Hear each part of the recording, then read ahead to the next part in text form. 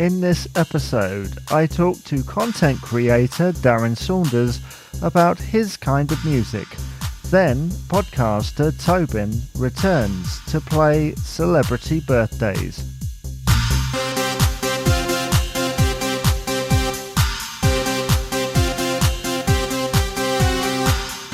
This is 90s and Noughties UK, a podcast on UK pop culture of the 90s and 2000s.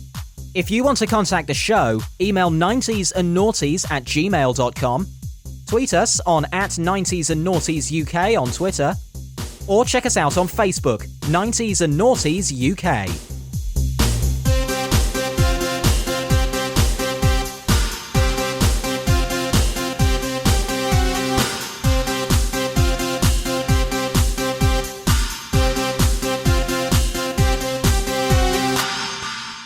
I'm joined by podcaster Darren, who's here to talk about his musical journey in the 90s and noughties. Welcome to the podcast, Darren. Fill us in somewhat. Hi. Well, yeah, that's a very, very broad question. Okay, so my musical journey is not one that I think you've really touched on much in the podcast so far. I mostly came through metal and punk throughout the 90s. Starting with Guns N' Roses, Metallica, and working into Green Day, and then Offspring, Rancid, and then from that into the likes of NoFX, Pennywise, Millencolin, and so on and so forth. And obviously there was a lot of Britpop and Brit rock alongside that because you couldn't escape it.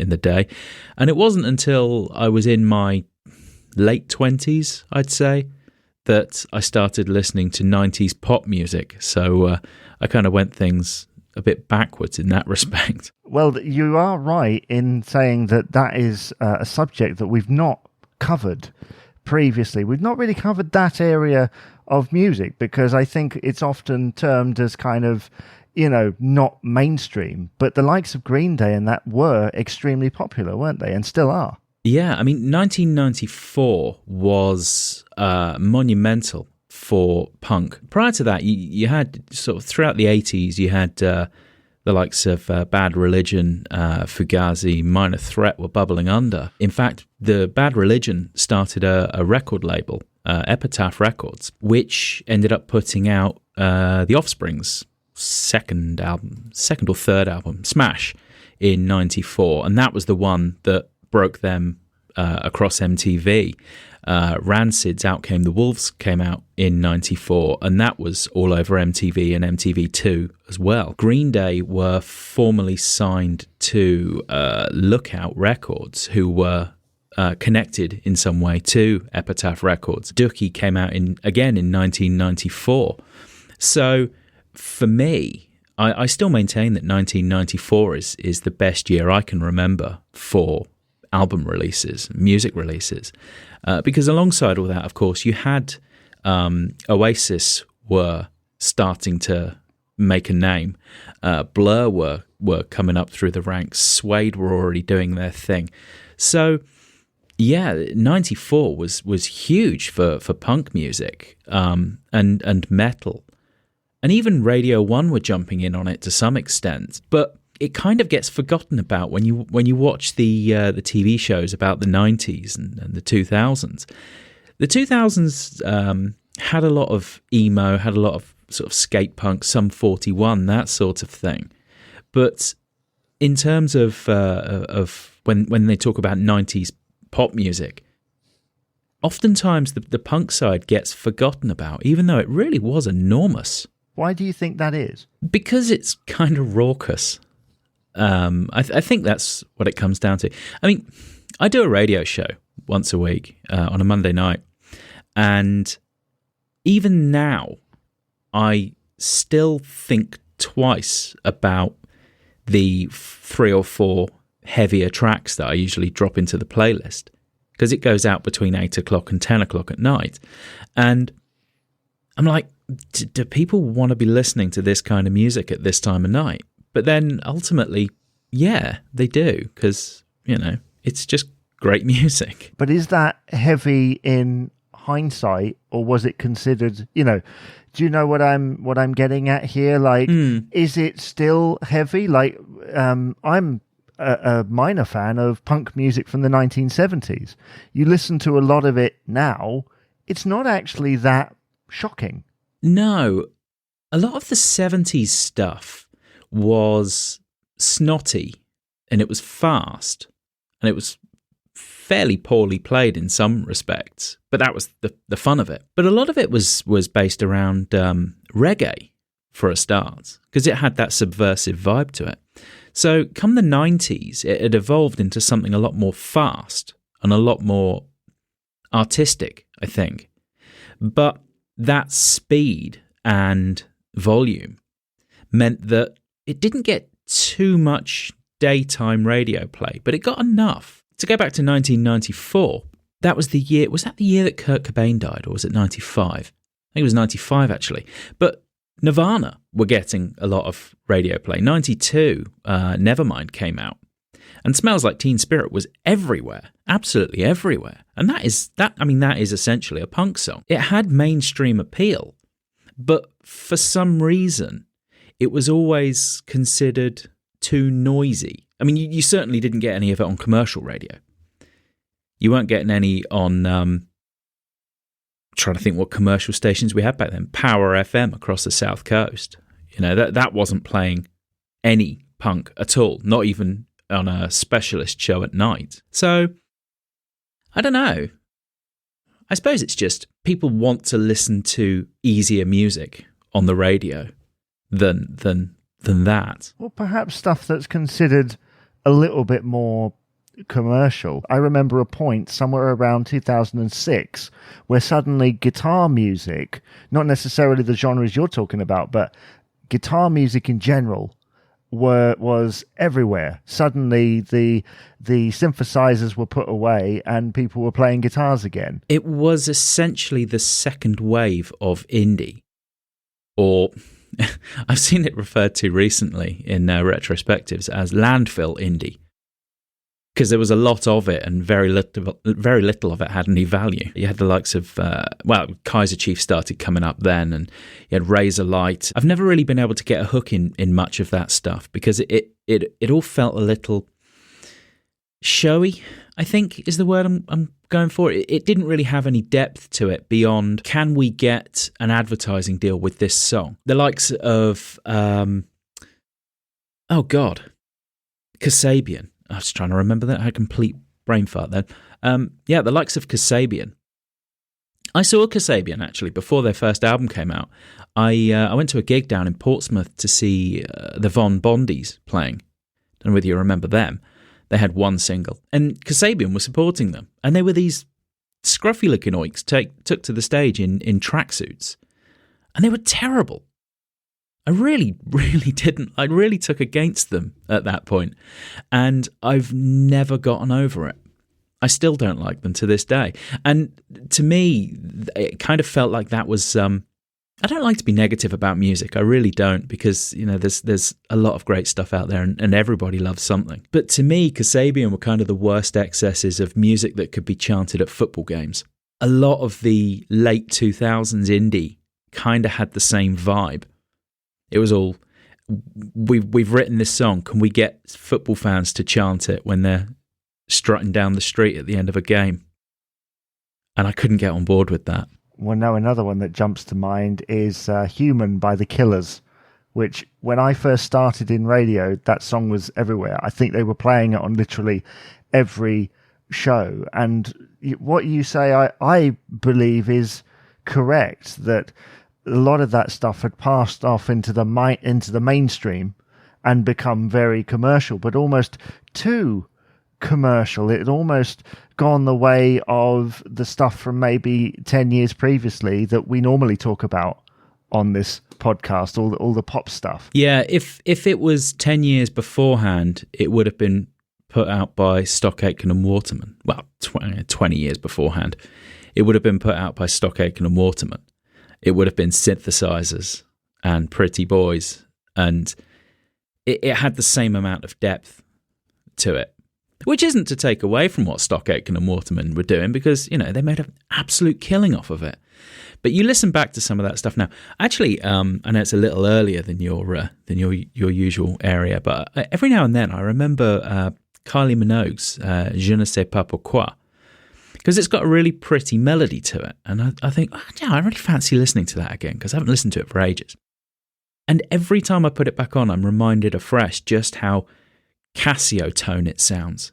It sounds like it's been played on the cheapest keyboard that they could get, because it probably was. I think about the sort of the production quality of it. I've been listening to Pet Shop Boys a lot these last couple of days. I've finally caught up with It's a Sin over the last couple of days, the TV show, and it's made me want to listen to Pet Shop Boys. And so they were putting out music in the same time period with the same techniques, the same kind of, and that stuff sounds timeless.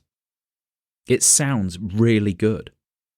So I don't know what the difference was, but, you know, I guess I'll always gravitate towards the Pet Shop Boys, perhaps more so than Sonia. Pet Shop Boys, I always thought sounded like the era that they were in, but I suppose because they've kept creating music that was very similar, that had very similar vibe to it, maybe that's what makes it timeless. I suppose it comes back to depth as well. I've listened to probably a dozen times today. I've listened to Being Boring from their fourth album, and that song is a masterpiece. Now, it's got the synths on it. I mean, this is 91 actually, so we can talk about this one quite happily. You know, it's got all the synths on it, but it's got some wah guitar pedal, wah guitar, and the lyrics. It's just beautiful. It hadn't occurred to me until I was listening to an interview with someone a little while back. I think it was on Desert Island Discs. He picked it because it's all about the AIDS era, and seeing your friends disappear. And you listen back to it, and it's just stunning, an absolute masterpiece of music. But the production on it is very late 80s, because, you know, it was late 80s. But it still works. It still sounds good. And actually, with the amount of synth pop that you're getting nowadays, it's kind of come back around again. It could be put out now as a single from now, and no one would bat an eyelid at it. For every year of certainly the early 90s, pop music continually changed. Yeah, I think it's streamlined. It very much streamlined.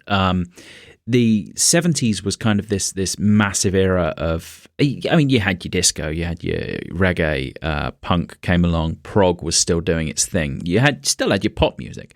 Then in the 80s, you got your synth, you got your pop music. The punk was kind of, well, it became new wave. And it was all still kind of scrabbling around trying to figure out what worked. Once we got into the 90s and we got computers that were cheap enough for studios to install, that was when everything got streamlined. You could program your settings, bring the band in, record a track in a couple of hours, mix it down, bang it out. That was that. And so everything got streamlined. And it got to a point where there were so many advances. Like you say, between 90 and 94 or 95. You think how many advances there were in terms of recording with computers and plugins and compression settings and things like that. Suddenly, it was really easy, figuratively, you know, in a manner of speaking, it was really easy to record high-quality pop music as quickly and cheaply as possible.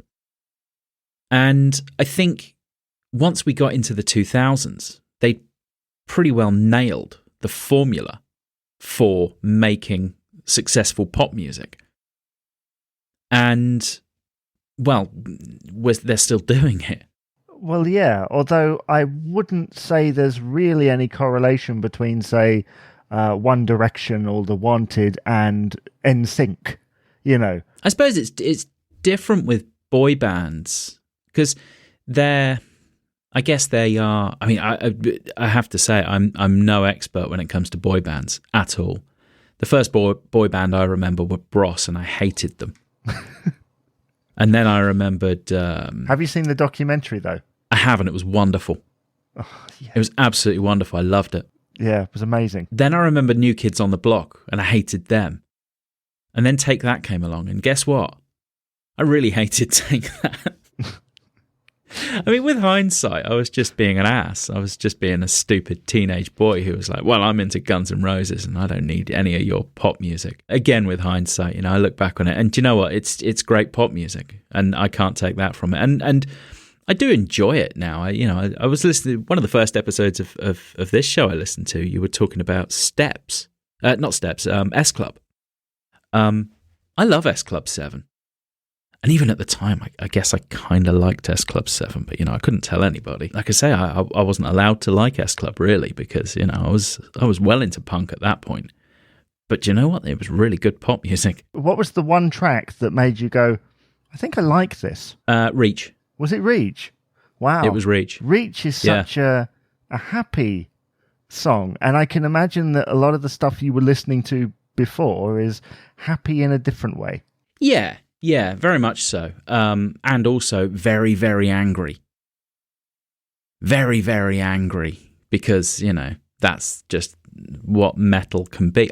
Do you know what? Going back to a previous question, I think that's why a lot of metal didn't get any airplay because it was phenomenally angry and very sweary in places as well. There was a Guns N' Roses track that's got a really good spoken monologue with loads of swearing in it. So, of course, me and all my mates knew it word for word, and we would recite it out of earshot of our parents.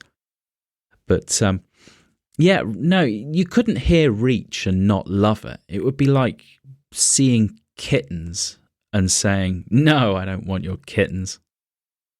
You know, you can't hate Reach. It's such a wonderful pop song. Yeah, you can't say no to it, as you say.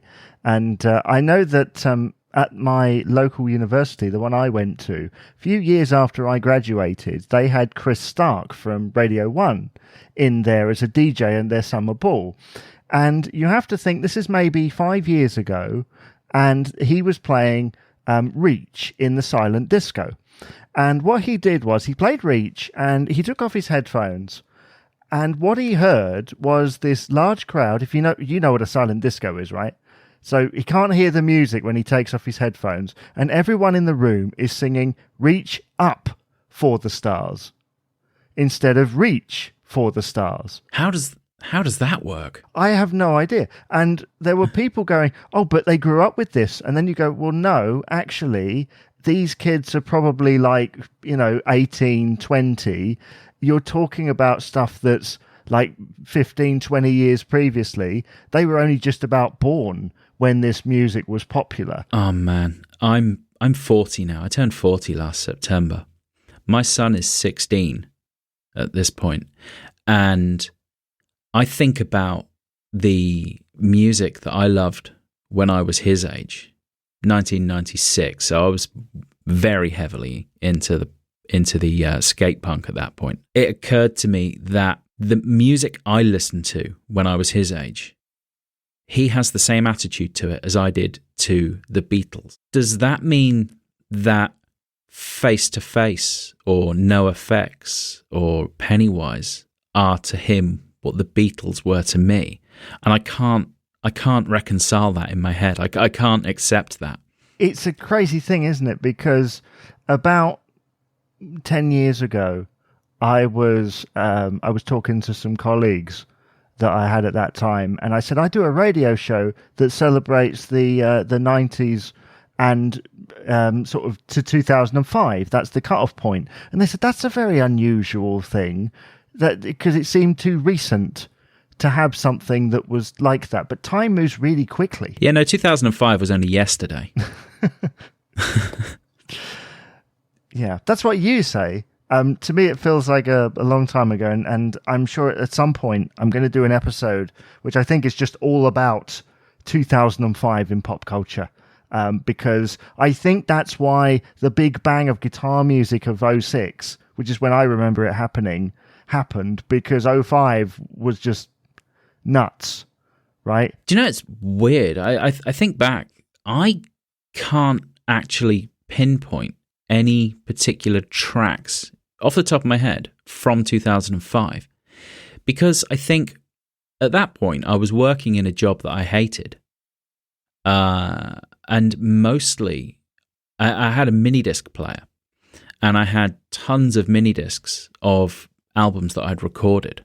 And I think pretty much the only Radio 1 I listened to at that point was there was a punk, it was just punk show that they had once a week. Mike Davies presented it, called The Lockup.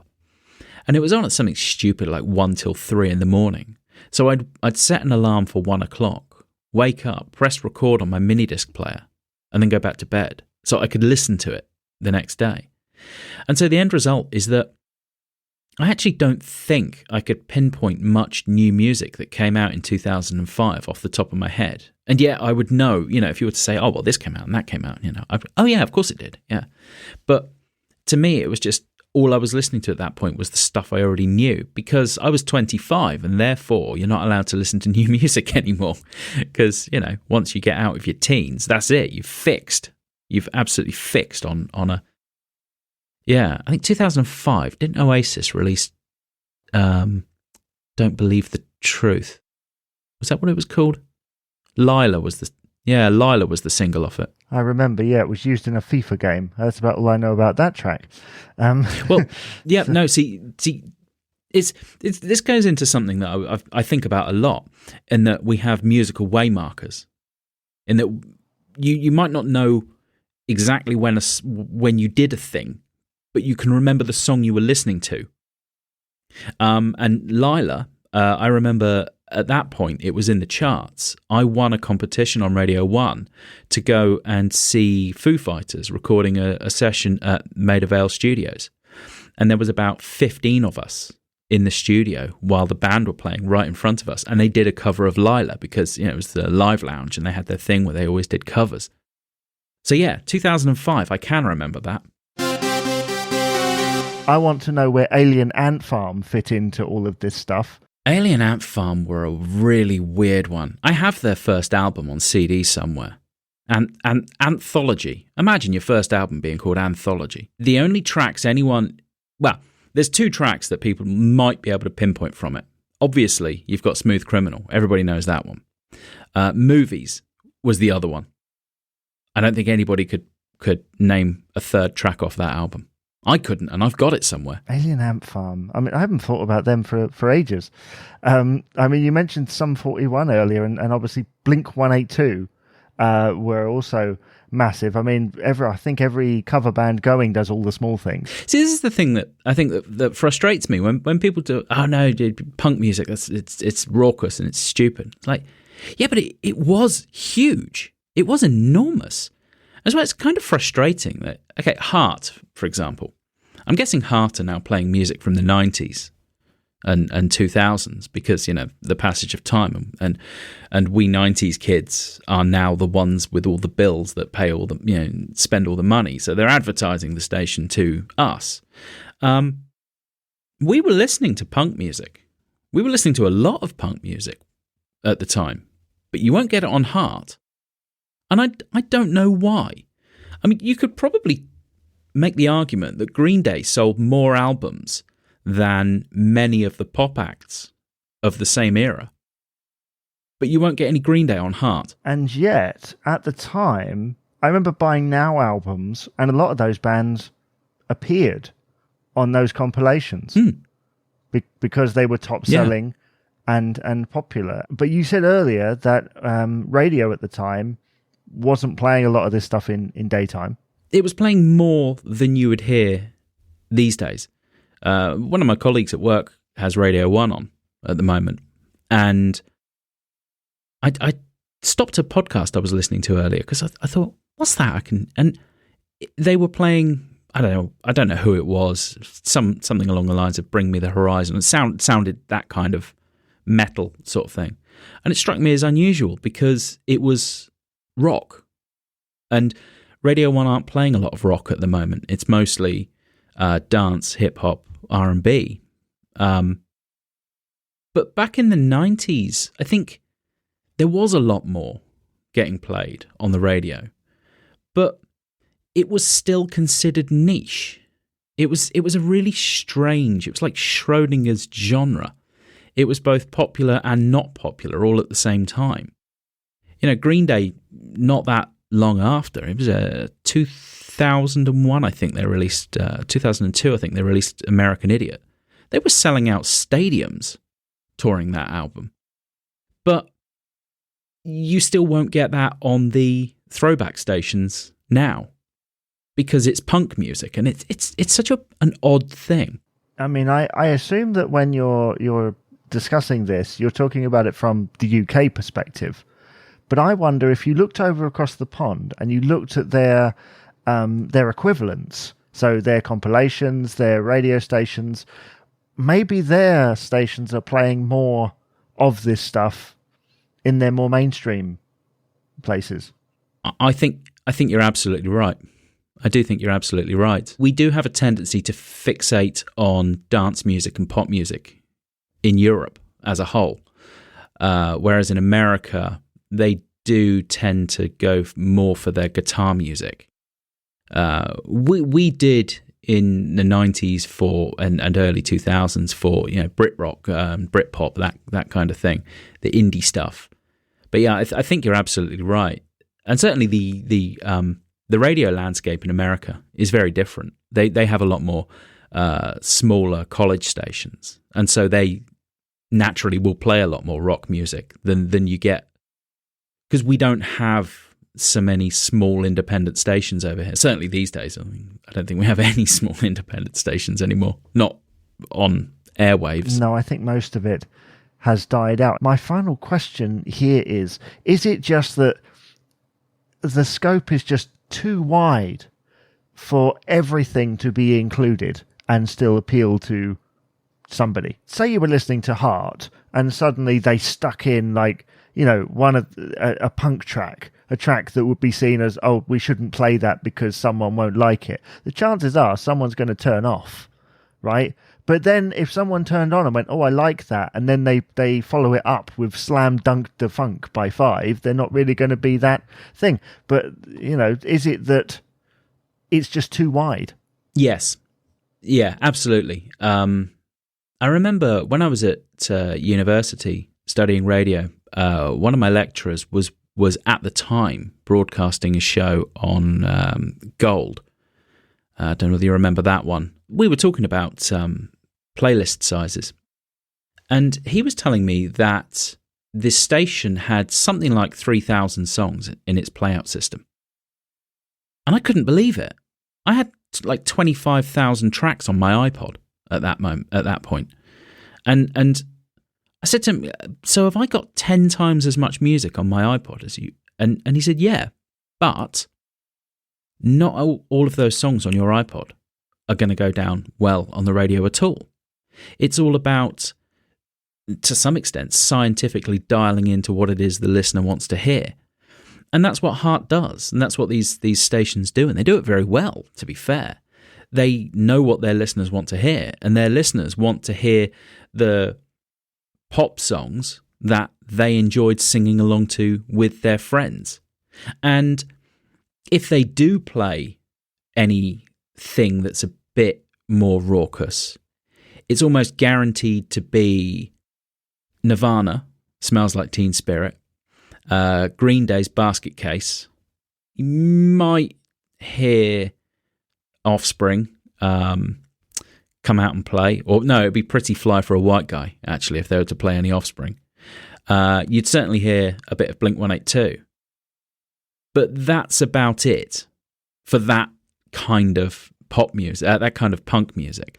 And I think that's as far as the mainstream would go, which is kind of a shame. But then on the other hand, I've still got all that music, and I still keep that music in my heart. So I don't need it, and I don't think many people need it to be played on commercial radio. Do you feel like people are missing out on it? That's I wish a lot of it had been given a more fair crack of the whip at the time. I'd hear a lot of Boyzone and Spice Girls and latterly Westlife all over the radio. And I think this is so insipid. Why don't they play some Bad Religion? Because they're actually talking about stuff. They're talking about the world. They're talking about what's going on, man. This is important.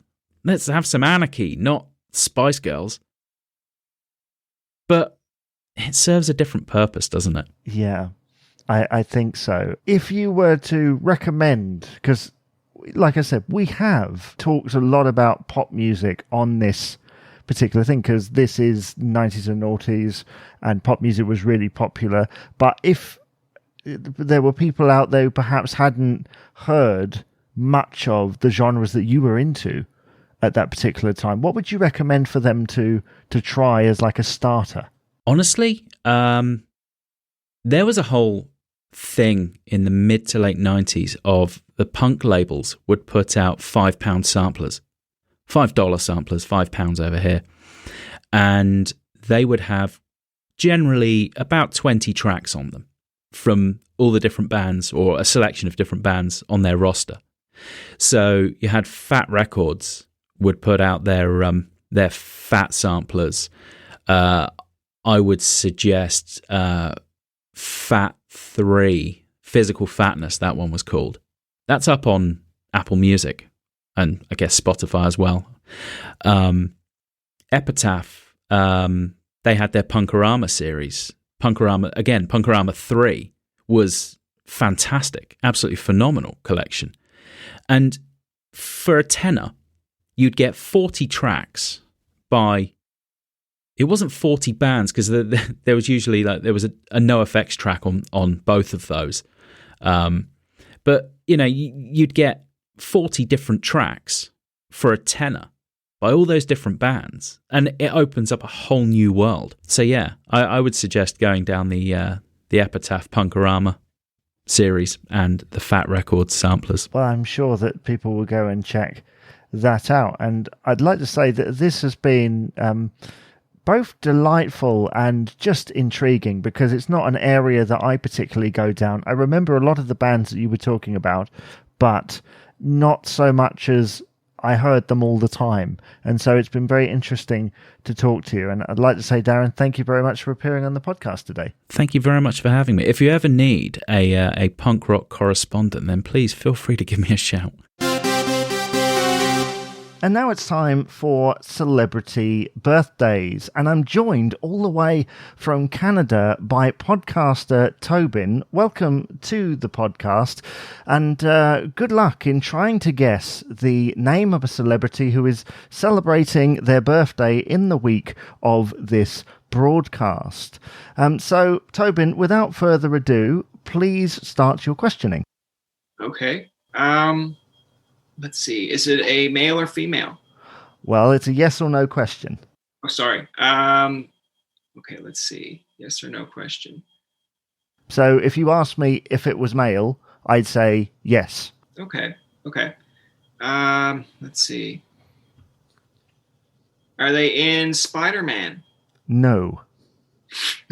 Are they British? No. Are they Canadian? Yes. Part Canadian. Part Canadian, okay. On the father, or is it on the father's side? What do you mean? Like, is the Canadian part the dad or the mom? Well, I don't have that information in front of me. I can tell you that they are Canadian American. Okay. Were they on How I Met Your Mother? No, they weren't. No. You might have to go a little bit further back. Okay. Were they on an 80s TV show? They were on an 80s TV show, yes. And also, a little bit of a clue, they had a fairly successful film career as well. Oh, okay. Ugh. I'm thinking of a name that comes to mind, but if I blurt it out, I'm going to be embarrassed if it's wrong. Let's see. I'm just trying to think of other yes or no questions here. Were they in Back to the Future? Yes, they were. Is it Michael J. Fox? It is Michael J. Fox. Yeah, that was very fast. Oh, nice. Well done to me. Yeah, well done. I expected to fall flat on my face, to be honest. No, that was probably the quickest, despite your long pauses, which I've cut out in the edit. Despite your long pauses, that's the quickest that we've ever got a celebrity on here. So well done. You hold the record for that. And of course, if people are asking, because we do have that, this is called the 90s and Noughties podcast. What's Michael J. Fox's connection to the 90s or noughties? Well, he's been in loads of stuff, and really, he was the voice of Stuart Little, which was a huge film in the late 90s. So there we are. There's a connection, and loads of other stuff as well. So happy birthday to Michael J. Fox, and thank you, Tobin, for playing Celebrity Birthdays. No worries. Actually, I like that little Timbit that you gave me. Timbit, Tim Horton's Canadian reference. But yeah, I didn't even actually know that you did voice of Stuart Little. So wow, news to me. And that brings us to the end of this podcast. I'd like to thank everyone who contributed to it, and you for listening.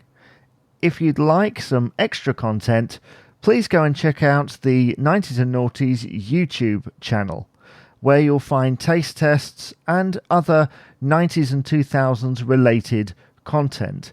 You can also come and join the live stream at twitch.tv/90s&Noughties UK, and that happens every Monday at 10:30 p.m. UK time. So from me, Jamie Dyer, thank you very much for listening, and bye-bye for now.